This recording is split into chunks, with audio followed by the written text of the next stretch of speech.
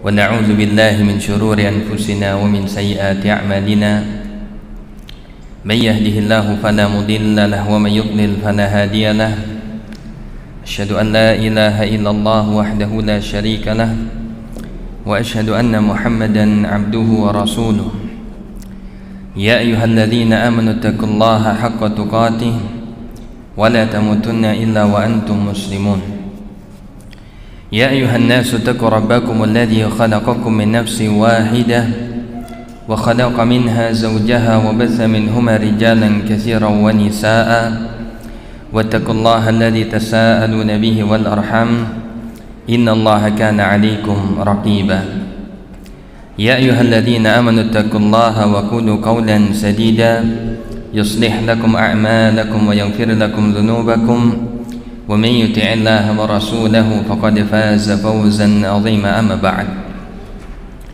فإن أصدق الحديث كتاب الله وخير الهدي هدي محمد صلى الله عليه وسلم وشر الأمور محدثاتها فإن كل محدثات بدعة وكل بدعة ضلالة وكل ضلالة في النار. معاشر المسلمين والmuslimat rahimani wa rahimakumullah. Alhamdulillah, kita bersyukur kepada Allah Subhanahu wa taala yang telah memberikan kepada kita semua berbagai macam nikmat serta karunia-Nya. Allah Subhanahu wa taala masih memberikan kepada kita semua nikmat yang begitu banyak yang tidak terhingga. Allah memberikan kepada kita kesehatan, waktu yang luang, waktu yang bisa kita manfaatkan dalam rangka mendekatkan diri kita kepada Allah Subhanahu wa taala, dalam rangka kita meningkatkan keimanan dan ketakwaan kita kepada Allah Subhanahu wa taala. Maka wajib atas kita untuk senantiasa mensyukurinya, dan karena kesyukuran itu sesungguhnya kembali kepada kita semua. Wa may yashkur fa innama yashkuru li nafsihi.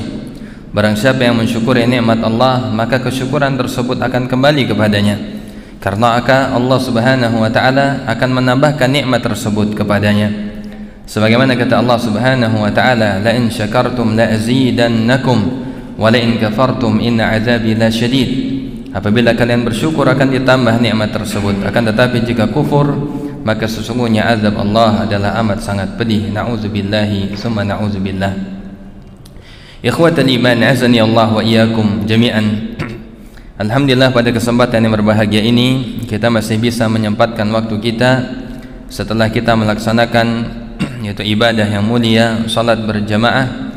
Kemudian kita lanjutkan dengan bermajelis ilmu dalam rangka mengangkat kejahilan, ketidaktahuan, kebodohan di dalam diri kita, dan untuk kita bisa memanfaatkan ilmu tersebut untuk beramal, untuk beribadah kepada Allah Subhanahu wa taala.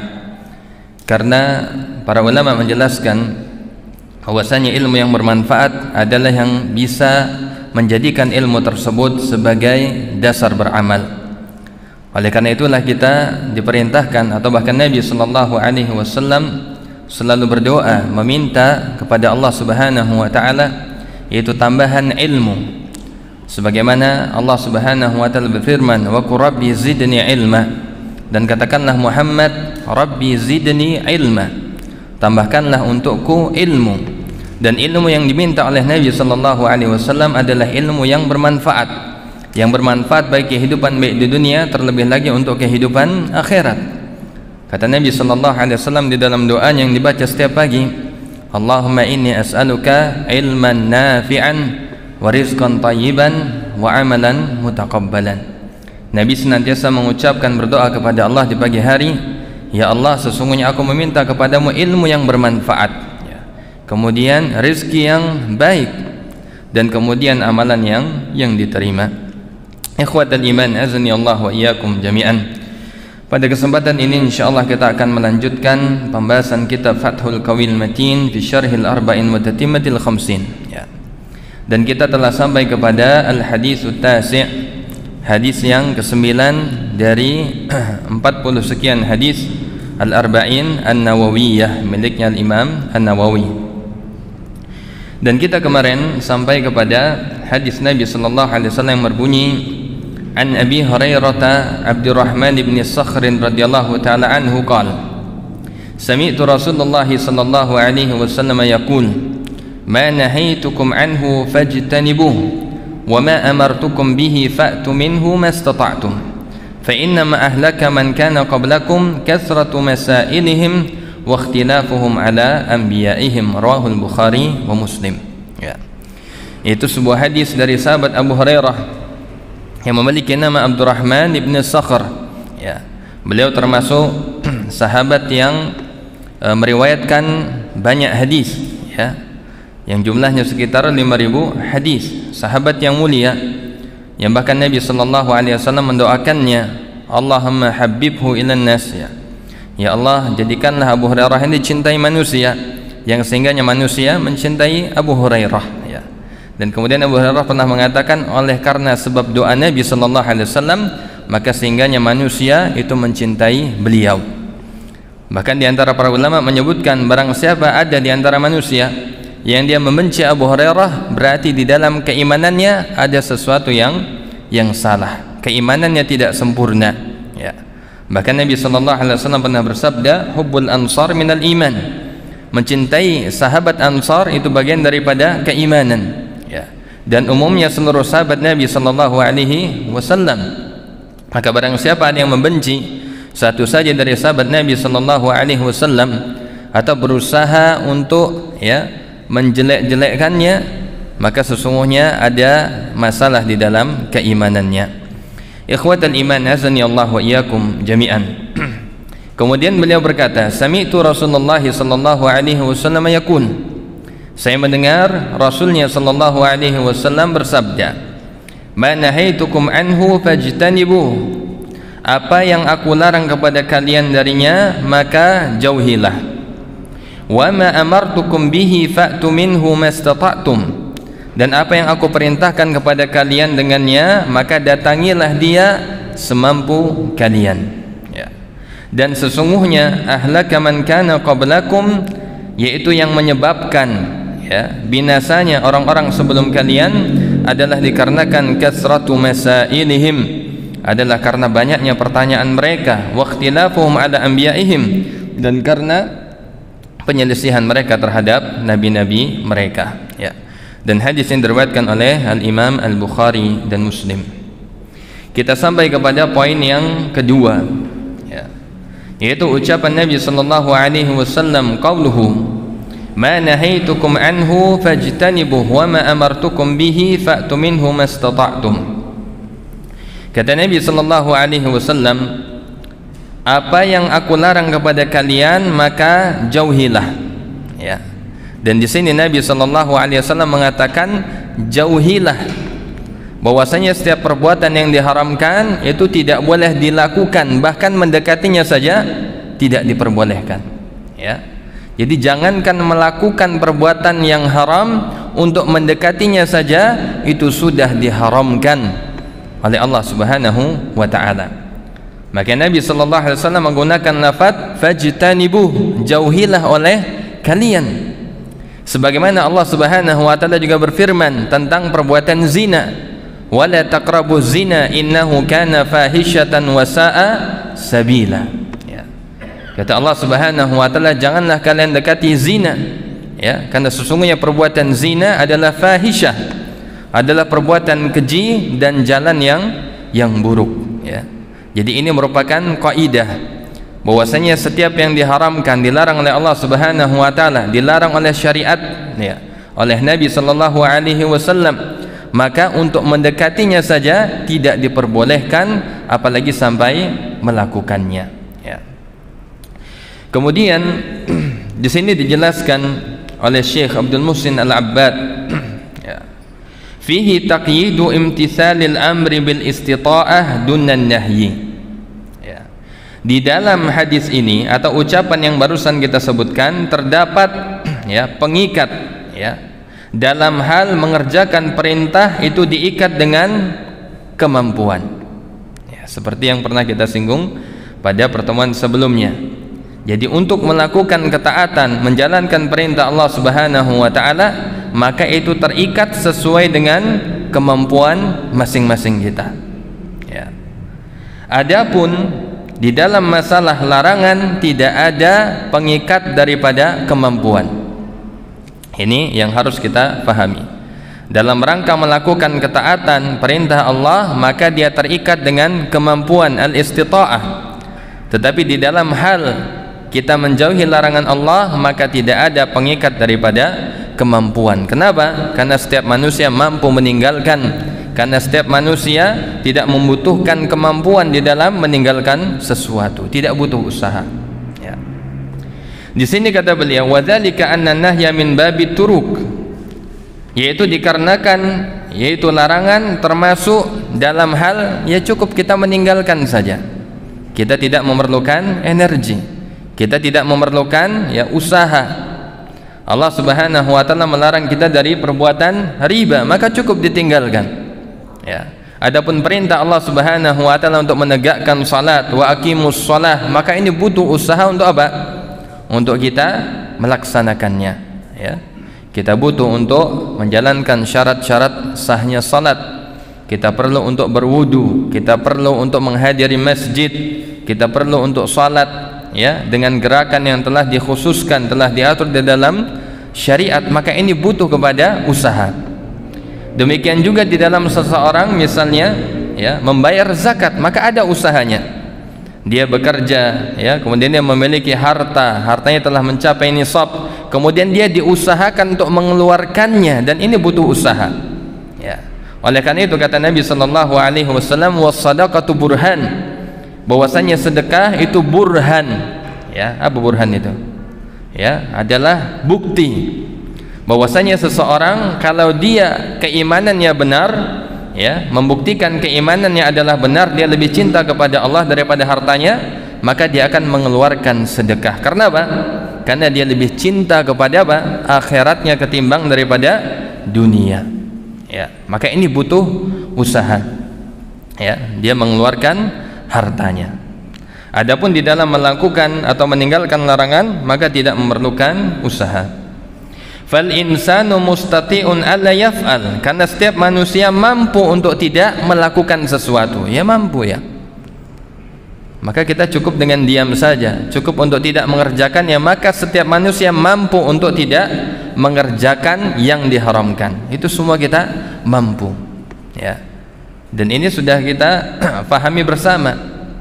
Ketika Allah melarang sesuatu, ya sudah, kita cukup meninggalkannya saja. Tidak perlu mengerjakannya, tidak perlu melakukan daya upaya usaha untuk melakukannya, ya. Kemudian kata Syekh, wa ammal amru faqad quyida bil istita'ah, dan adapun perintah maka dia terikat dengan kemampuan. Li'annahu taklifun bi fi'lin, karena hal itu merupakan pembebanan terhadap apa? Ya, terhadap suatu perbuatan. Kita terbebani, ya, dengan suatu perintah untuk mengerjakan sesuatu. Faqad yustata'u dzalikal fi'l wa qad la yustata'. Ada kalanya seseorang dia mampu dan ada kalanya seorang tidak mampu, ya. Seperti misalnya seseorang dia salat, ya, misalnya kata Nabi sallallahu alaihi wasallam, "Shalli qa'iman." Salatlah kalian dengan cara berdiri, ya. Tetapi ketika seorang dia tidak mampu berdiri, mungkin karena dia sakit kakinya, ya, atau tidak mampu berdiri lama karena sudah tua, maka kata Nabi sallallahu alaihi wasallam, fa illam tastati' fa qa'idan. Kalau kamu tidak mampu, maka hendaklah kamu duduk, ya. Maksudnya salatnya dengan cara duduk. Dan kalau kamu tidak mampu juga, misalnya seseorang dia dalam keadaan sakit yang parah, ya, sehingga dia harus dirawat di rumah sakit dengan infus, hanya bisa berbaring saja, maka kata Nabi sallallahu alaihi wasallam, fa illam tastati' fa ala janbin. Dan apabila kamu tidak mampu untuk salat dengan duduk karena suatu keadaan, maka dengan apa? Fa'ala jambin, maka dengan berbaring, ya. Lihat bagaimana syariat kita, syariat Nabi Muhammad sallallahu alaihi wasallam, yang diinginkan adalah kemudahan, ya. Karena setiap perintah berkaitan dengan istita'ah, kemampuan. Apabila seorang tidak bisa melakukan secara sempurna, maka dia diberikan keringanan untuk mengerjakannya dalam keadaan yang tidak sempurna. Makanya Allah Subhanahu wa taala berfirman, yuridullahu bikumul yusra wa la yuridu bikumul usra. Allah menginginkan kepada kalian kemudahan dan tidak menginginkan kepada kalian kesusahan di dalam beragama. Ya, Masya Allah. Begitu juga misalnya seseorang dia salat, ya, atau dia sedang safar ke tempat yang jauh, maka di sana ada keringanan-keringanan dari Allah Subhanahu wa taala. Ya, seseorang diperbolehkan dia mengqasar, ya, yaitu salat-salat yang 4 menjadi 2, atau dia menjamaknya ketika ada kebutuhan, ya. Maka semua ini adalah apa? Karena berkat, ya, kasih sayang Allah Subhanahu wa taala kepada hamba-hambanya, disesuaikan, ya. Itu bahwasanya menjalankan ketaatan itu disesuaikan dengan kemampuan, ya. Ikhwatal iman, azani Allah wa iyyakum jami'an. Kemudian di sini dijelaskan fal ma'muru ya'ti bil ma'muri bihi hasba istita'atihi, ya. Nah, seperti yang kita jelaskan, famathalan lama nuhya an syurbil khamri wal manhiyu mustati'un adama syurbiha, ya. Maka di sini diberikan contoh oleh Syekh, yaitu ketika Allah Subhanahu wa taala melarang daripada meminum khamar, maka yang dilarang tersebut mampu untuk tidak meminumnya, ya. Ada perintah untuk kita haram, dilarang meminum khamar, maka ya sudah, tidak usah meminumnya, ya. Diharamkan memakan babi, ya, atau daging babi, maka ya sudah, tidak usah kita makan.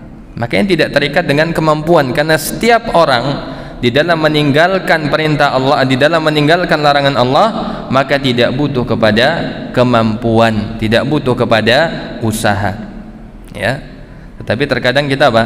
Ya, dibisikin syaitan, ya. Kita diberikan was-was. Misalnya seseorang yang dia ya bekerja misalnya, ya, di suatu tempat yang di sana ada yang melanggar syariat misalnya, tetapi dia apa? Diberikan bisikan, ya, diberikan was-was, kalau saya tidak meninggalkannya, atau kalau saya meninggalkannya maka saya akan makan apa, dan seterusnya, ya. Padahal secara hakikatnya dia mampu untuk meninggalkan, tetapi kemudian apa? Syaitan membisikannya, ya. Karena syaitan diantara tugasnya adalah ya'idukumul faqra, dan dia apa?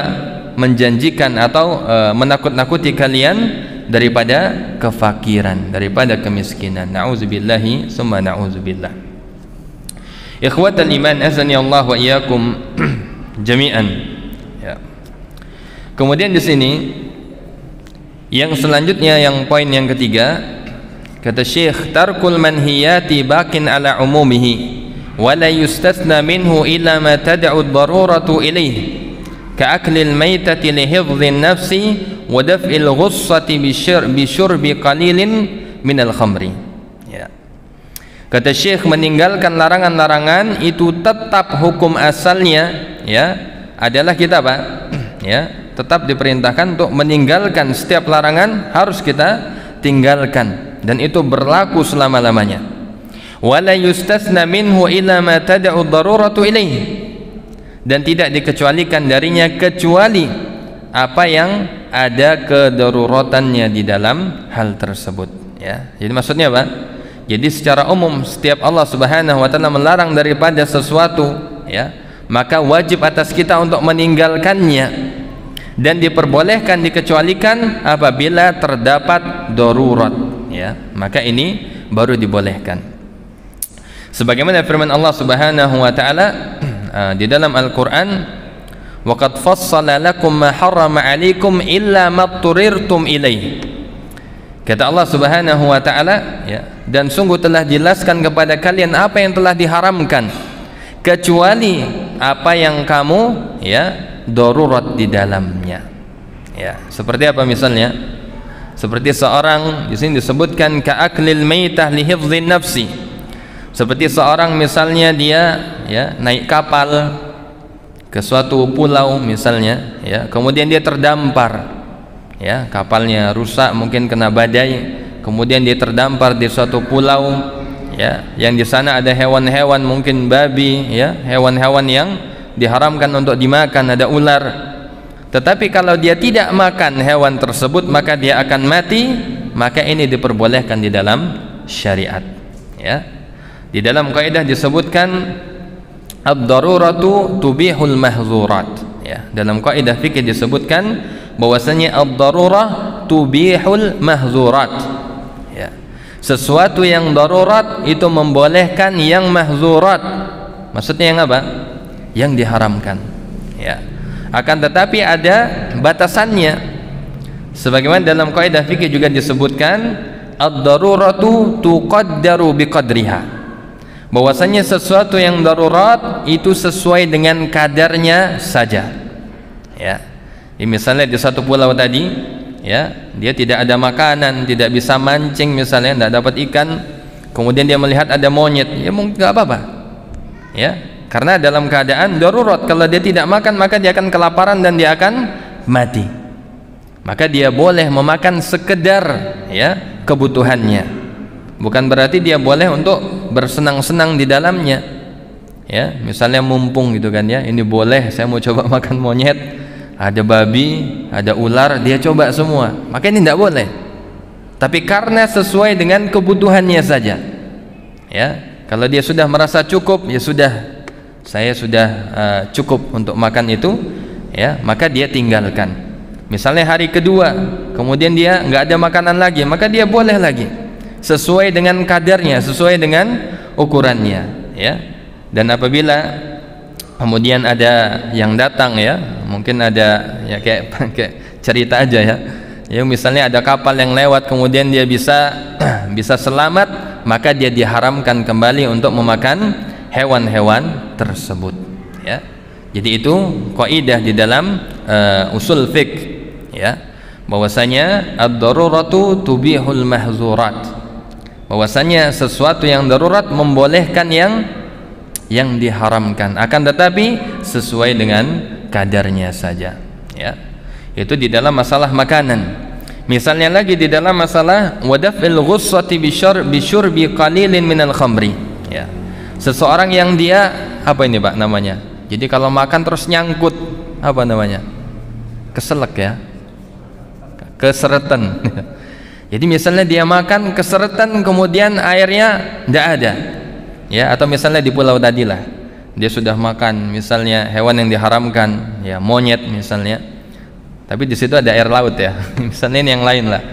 Jadi dia keseretan, dia tidak bisa sampai apa? Sulit untuk bernafas. Dan di sana ada minuman satu-satunya khamr, ya. Maka dalam keadaan ini untuk menyelamatkan dirinya, untuk menjaga jiwa, yang ini merupakan maqasidus syariah, ya. Di antara tujuan syariat adalah menjaga jiwa, maka dia diperbolehkan karena dalam keadaan darurat, ya.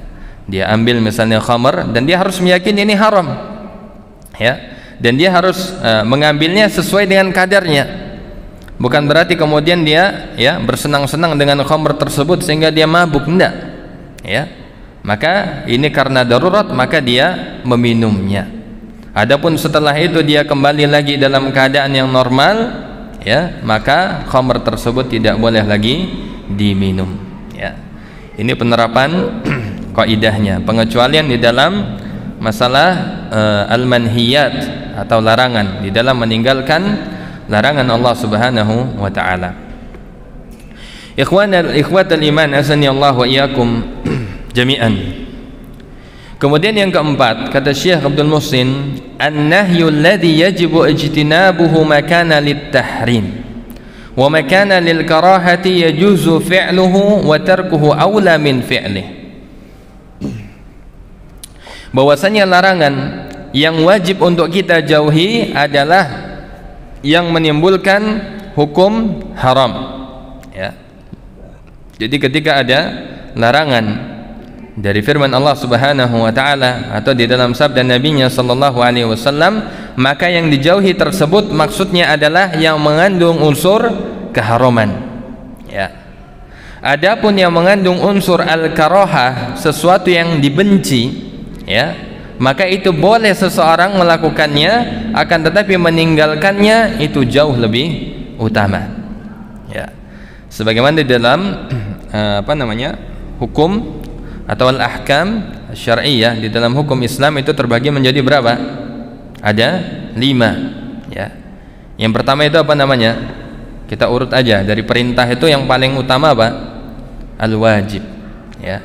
Kemudian di bawahnya as-sunnah, kemudian di bawahnya mubah, kemudian makruh, kemudian haram, ya. Yang wajib sebagaimana para ulama menjelaskan, ma amara bihi syari'u ala wajhil ilzam, adalah sesuatu yang diperintahkan oleh syariat atau di dalam syariat dengan penegasan, ya.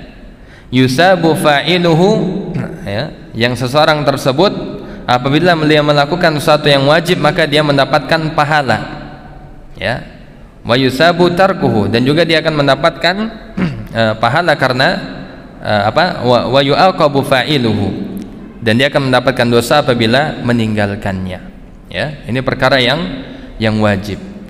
Kemudian perkara yang sunnah, ma'amara bihi syari'u la ala wajhil ilzam, adalah setiap yang diperintahkan oleh syariat tetapi tidak ditegaskan, ya, tidak diharuskan, maka itu hukumnya sunnah, ya. Kemudian yang ketiga adalah ma la yata'allaqu bi amrin wala nahyin, ya, li dzatihi, adalah sesuatu yang tidak berkaitan dengan perintah maupun larangan, yaitu hal yang mubah atau yang halal, ya, atau yang boleh. Kemudian yang makruh adalah apa? Ma amara bihi syari'u, ya, ala wajhil ilzam bitarki, ya, adalah sesuatu yang diperintahkan oleh syariat untuk ditinggalkan, tetapi kalau makruh apa? Dia tidak ditegaskan, la ala wajhil ilzam.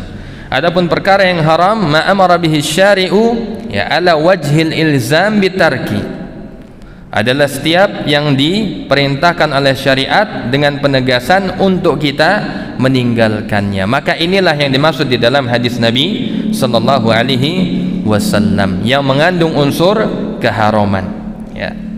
Dan adapun yang tidak mengandung unsur keharaman, yang tidak menimbulkan dosa, maka watarkuhu aula min fi'lihi, kita meninggalkannya itu lebih utama daripada mengerjakannya, ya.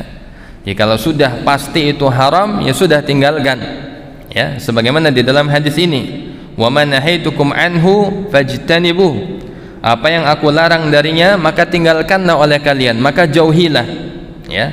Maksudnya adalah di dalam perkara yang haram, yang mana seseorang apabila meninggalkannya maka dia akan mendapatkan pahala, ya. Tetapi ketika dia mengerjakannya maka dia akan, ya, yastahaqqu al-iqab, dia berhak untuk mendapatkan hukuman, mendapatkan sanksi atau mendapatkan dosa, ya. Jadi ini poin yang keempat, yang dimaksud di dalam hadis larangan tersebut adalah yang mengandung unsur yang diharamkan, ya, yang bukan yang makruh, ya. Adapun yang makruh lebih utama untuk kita tinggalkan pula. Kemudian poin yang kelima, kata Syekh di sini, al-ma'muru bihi ya'ti bihi al-mukallafu ala qadri taqatihi, la yukallifu Allahu nafsan illa wus'aha, bahwasanya yang diperintahkan dengannya dari satu amalan kepada orang yang mukallaf, ya, yang terbebani syariat, adalah sesuai dengan kemampuan, ya. Bahwasanya Allah tidak memerintahkan sesuatu kecuali memang sudah diukur kemampuannya. Tidak ada perintah Allah itu yang membuat kita tidak bisa mengerjakannya, ya. Maka jangan seseorang dia beralasan, bukankah perintah itu sesuai dengan kemampuan, kemudian dia bermalas-malasan, ya. Oh, saya nggak mampu, saya cukupnya ya sudah sholat di rumah saja, misalnya, saya nggak mampu ke masjid. Padahal Allah itu telah mewajibkan sesuatu yang pasti sesuai dengan kemampuan manusia, ya. Dalilnya adalah firman Allah Subhanahu wa taala, la yukallifullahu nafsan illa wus'aha, tidaklah Allah membebani seorang jiwa kecuali sesuai dengan kemampuannya, ya. Ketika dia mendapatkan uzur, baru Allah memberikan keringanan, seperti di dalam masalah salat tadi, ya. Ketika seorang dia tidak mampu salat berdiri, maka dia dengan salat duduk. Tetapi umumnya manusia ketika dalam keadaan normal, maka dia pasti bisa melakukan semua perintah Allah Subhanahu wa taala, ya. Ikhwatal iman, azani Allah wa iyyakum jami'an. Kata Syekh, fa idza kana la yastati'u al-ityan bil fi'li 'ala al-hay'ati al-kamilah ata bihi 'ala ma dunaha. Ya.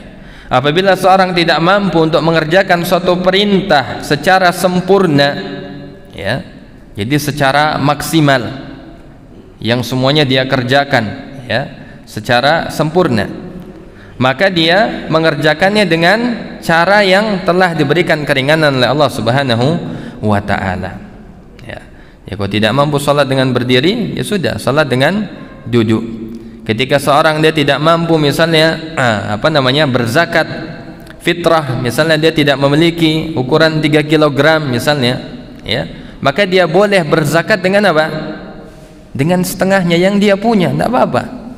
Ya, karena keadaannya apa? Yang tidak memungkinkan dirinya. La yukallifullahu nafsan illa wus'aha. Ketika seorang dia tidak mampu untuk melakukan wudu, maka dia dengan bertayamum. Ketika dia misalnya wudu kemudian airnya habis, maka dia sempurnakan dengan tayamum, dan ini merupakan keringanan dari Allah Subhanahu wa ta'ala. Ya, jadi intinya Allah Subhanahu wa ta'ala memerintahkan suatu, maka itu pasti sesuai dengan kemampuan manusia. Ya. Ikhwatal iman azani Allah wa iyyakum jami'an. Kemudian poin yang keenam, kata Syekh, fa inna ma ahlaka man kana qablakum kathratu su'alihim wa ikhtilafuhum ala anbiya'ihim. Ya. Sesungguhnya yang telah membuat binasa orang-orang sebelum kalian adalah banyaknya pertanyaan mereka dan penyelisihan mereka terhadap nabi-nabi mereka. Ya. Nanti di sini akan jelaskan panjang, ya. Al-manhiyu anhu fil hadithi makana minal masaili fi zamanihi yatarattab alaihi tahrima syai'in 'ala an-nasi bisababi mas'alatihi. Ya. Di sini kata Syekh Abdul Muhsin, yang dilarang di dalamnya di dalam hadis ini yang berkenaan dengan apa? Ya. Minal masail, yaitu dari pertanyaan-pertanyaan di zaman Nabi sallallahu alaihi wasallam, yang mana karena pertanyaan tersebut, ya, membuat mereka justru apa? Diwajibkan untuk melakukan sesuatu yang menimbulkan kesulitan di dalamnya. Ya. Kalau kita lihat di dalam poin yang pertama kan sudah dijelaskan, ya. Di sini dijelaskan bagaimana asbabul wurudnya. Bagaimana hadis tersebut terjadi, atau Nabi sallallahu alaihi wasallam bersabda itu ketika ada seseorang yang bertanya kepada Nabi sallallahu alaihi wasallam, atau ketika Nabi sallallahu alaihi wasallam berkhutbah, ayuhan nas, wahai manusia, qad farada alaikumul hajja fahujju, wahai manusia, telah diwajibkan atas kalian berhaji, maka berhajilah kalian. Maka salah seorang, ya, di antara mereka bertanya, aku la amin ya Rasulullah, apakah haji itu setiap tahun? Ya, kemudian Nabi diam. Kemudian dia tanya lagi, aku la amin, apakah setiap tahun? Nabi diam. Kemudian dia tanya lagi, aku la amin ya Rasulullah. Kemudian Nabi sallallahu alaihi wasallam diam. Kemudian beliau bersabda, lau qultu na'am lawajabat, apabila saya mengatakan ya, makanya saya akan diwajibkan haji itu setahun sekali. Akan tetapi apa? Wala mastata'tum, maka pasti kalian tidak akan bisa mengerjakannya, ya, oleh karena sebab hadis ini, ya. Jadi makanya disebutkan di sini ketika berkaitan dengan hadis ini adalah pertanyaan yang justru menjadikan seseorang itu dibebani oleh syariat yang kemungkinan besar dia tidak bisa mengerjakannya, ya. Ini daripada asbabul wurudnya, ya. Wa ma yatarattab alaihi syai'in fihi masyaqqah kabirah wa qad la yustata', dan juga berkaitan dengan apa saja yang menyebabkan sesuatu itu menjadi masalah, ya, menjadi sesuatu yang berat bagi kita, yang kita tidak mampu, maka tidak boleh ditanyakan, ya. Jadi karena sebab pertanyaan yang begitu banyak yang tidak berfaedah, justru kalau itu diwajibkan di masa-masa pensyariatan turunnya wahyu, maka justru akan memberatkan. Maka itulah yang menjadi sebab apa? Ya, binasanya orang-orang sebelum kalian, ya. Bahkan di sini diantaranya para masyayikh menjelaskan, ya, makna daripada kasratu su'alihim atau masailihim ini bermakna dua, ya. Yang pertama adalah berkaitan dengan soal, yaitu pertanyaan, soal, ya, banyak tanya. Dan yang kedua berkaitan dengan meminta-minta soal, ya. Jadi mengandung dua makna. Tetapi yang lebih rajih, yang lebih tepat berdasarkan asbabul atau sababul wurudnya adalah berkaitan dengan apa? Dengan memperbanyak pertanyaan, ya. Dan para ulama membagi pertanyaan ini dalam dua, ya, memperbanyak pertanyaan dalam perkara yang sudah terjadi atau yang angan-angan, ya. Ketika pertanyaan tersebut berkaitan dengan angan-angan, sesuatu yang belum terjadi dan mustahil terjadi, maka ini termasuk di dalam sabda Nabi sallallahu alaihi wasallam yang bisa membinasakan seseorang, ya. Ini diantara sifat orang-orang sebelum kita, orang-orang Yahudi, ya. Dia memperbanyak pertanyaan, mendetailkan pertanyaan yang tidak berfaedah, yang akhirnya justru apa? Mereka tidak bisa mengerjakannya, ya. Maka ini harus kita jauhi. Di antaranya para masyayikh menjelaskan bahwasanya pertanyaan ini terbagi beberapa, ya, jenis. Ada seorang itu bertanya dalam rangka apa? Sukhriyah, sombong, ya. Misalnya dia bertanya tentang amalan ibadahnya, ya. Ustadz misalnya, atau syekh, bagaimana ketika setiap malam saya sholat tahajud kemudian saya lupa? Tujuannya apa? Untuk dia riya, ya. Maka ini harus kita jauhi. Ada seorang yang bertanya tapi untuk menghina, maka ini harus dijauhi. Atau bertanya dalam rangka untuk apa? Ya, untuk sekedar saja bertanya tetapi tanpa faidah, maka ini termasuk yang dilarang, ya. Termasuk daripada sifat orang-orang sebelum kita. Yang diperintahkan adalah kita memperbanyak bertanya untuk sesuatu yang berfaedah, untuk ilmu dan untuk amal. Sebagaimana Allah Subhanahu wa taala berfirman, "Fas'alu ahla dzikri in kuntum la ta'lamun." Maka bertanyalah kalian kepada ahli dzikri, ahli ilmu, apabila kalian tidak mengetahui, ya. Jadi bertanya untuk memperoleh ilmu dan untuk bisa mengamalkannya, maka inilah pertanyaan yang baik, ya, yang tidak dicela di dalamnya. Ikhwatal iman azani Allah wa iyyakum jami'an. Bahkan di antara sifat, ya, yang baik di dalam bertanya adalah ketika seorang bertanya kepada hal yang penting dan dia tidak malu untuk bertanya karena untuk faidah di dalam agamanya, ya. Maka seorang ketika dia malu bertanya padahal dia butuh, maka justru dia tercela, ya. Sebagaimana Nabi sallallahu alaihi wasallam menyebutkan di antara sifat wanita Ansar, ya, ni'man nisaul Ansar atau kama qala. Sebaik-baik wanita adalah wanitanya orang-orang Ansar, ya. Kenapa? Lam yamna'hunna, ya, al-haya'a min at-tafaqquhi fid din atau min at-tafaqquh fid din atau kama qala. Dikarenakan orang-orang wanita Ansar, maka dia tidak menghalangi mereka sifat malu untuk bertanya dalam rangka untuk menuntut ilmu agama, ya. Jadi bertanya dalam rangka mencari ilmu atau mengamalkan, ya, suatu amalan untuk ibadahnya, maka ini adalah sesuatu yang terpuji, tidak tercela. Ikhwatal iman azni Allah wa iyyakum jami'an. Dan di sini kata Syekh, ya, berkaitan dengan kasratu su'alihim, ya, banyaknya pertanyaan mereka. Kal haji kulla amin, seperti haji setiap tahun, ya, sebagaimana di dalam hadis yang kita sebutkan. Wal manhiyu anhu ba'da zamanihi ma kana fihi takallufun wa tanattu'un wa ishtighalun bihi amma huwa ahammu minhu, ya. Dan termasuk di dalam pertanyaan atau memperbanyak pertanyaan yang tercela adalah setiap orang yang dia bertanya yang mengandung unsur takalluf, berlebih-lebihan. Tanattu', apa tanattu' ini, ya? Tanattu' itu ya sama, berlebih-lebihan, jadi membuat susah, ya. Jadi dia bertanya itu untuk membuat dirinya susah, padahal apa yang ada ya sudah dilakukan, apa yang tidak dilarang maka ya sudah dia lakukan. Itu simpelnya seperti itu, ya. Tetapi kemudian dia memperdalam pertanyaan yang akhirnya membuat dia susah, dia membuat kepikiran, kemudian ibadahnya menjadi tidak khusyuk. Maka ini termasuk apa? Takalluf, tanattu' washtighal, membuat dirinya tersibukkan dari perkara yang tidak berfaedah, yang tidak mengandung urgensi di dalamnya, ya. Maka ini harus dijauhi karena ini termasuk yang menyebabkan orang-orang sebelum kita itu binasa. Ya. Kalau kita lihat di dalam surat Al-Baqarah, ya, ketika orang Yahudi bertanya tentang sapi betina, itu kan banyak pertanyaannya. Ya.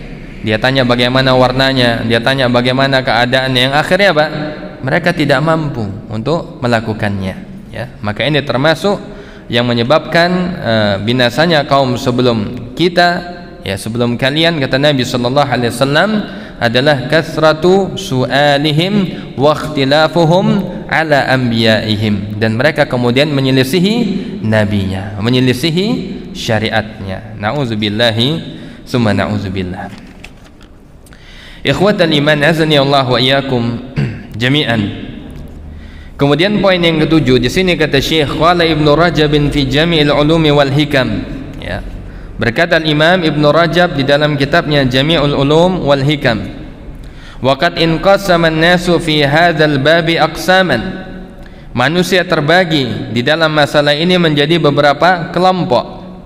Famin atba'i ahli al-hadits man sadda babal masail hatta qala fiqhuhu wa ilmuhu bihududi ma anzalallahu ala rasulih wa sara hamila fiqhin ghaira faqih. Ya.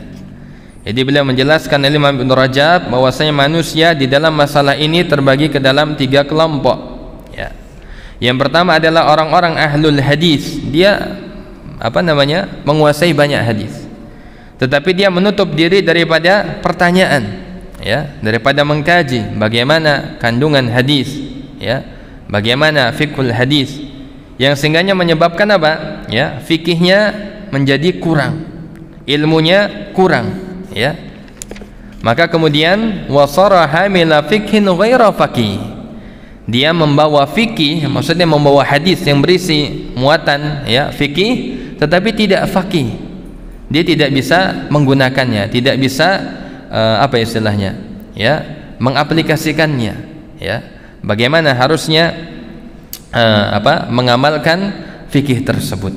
Ini golongan yang pertama, kata Imam Ibnu Rajab. Kemudian yang kedua, wa min fuqaha'i ahli ra'yi man tawassa'a fi taulidil masail qabla wuqu'iha.